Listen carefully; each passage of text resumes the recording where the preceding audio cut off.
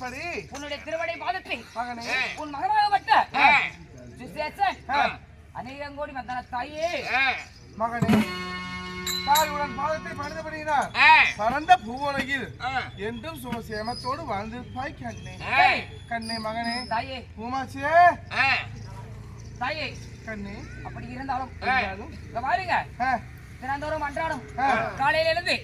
உங்கள் பாதத்தை இந்த மகன் அவன் பணிந்து விட்டு தினந்தோறும் அதாவது கடலுக்கு சென்று மீன் பிடிக்க போகவே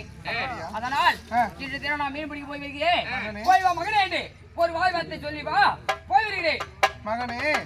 தினந்தோறும் மீன் பிடிக்க போவது உன்னுடைய வேலை ஆனா இன்னைக்கு நீ மீன் பிடிக்க போக வேண்டாம் ஏன்னு கேக்குற ஏண்டி இத்தனை நாளா பார்த்தேன் சின்ன சிறு வயது அழியா குழந்தை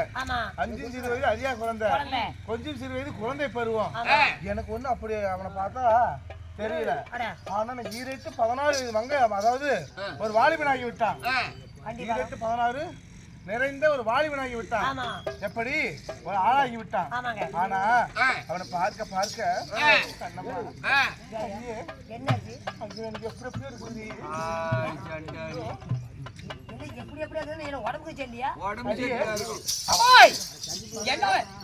வீணா போறது போறதில்ல இருசாமி இன்னைக்கு உனக்கு பால் பழம் இன்னைக்கு கடல்ல நிறைய மீனெல்லாம் துள்ளி குதிக்குது நான் போய் வலை போட்டு வீசி எடுத்து வரல அப்படியா போலாம் கண்ணே அப்புறமேட்டு பால் குடி கம்பெனி இருமா கண்ணே உனக்காக அதிர்ஷ்டம் ஜிலேபி மைசூர் பாக்குன்னு விதவிதமா பலகாரம் செஞ்சு வச்சிருக்க போய் சாப்பிட்டு ஆமா இந்த பால் பழம் பலகாரத்தை பின்னாடி நடுங்குதா யாராவது நான் போகணும் அப்படியா அந்த புறமாக இரு இல்லம்மா நான் போருமா இருசா ஒரு 5 நிமிஷம் சொல்லி உள்ளாங்கண்ணா அட 6 நிமிஷம் 20 நிமிஷம்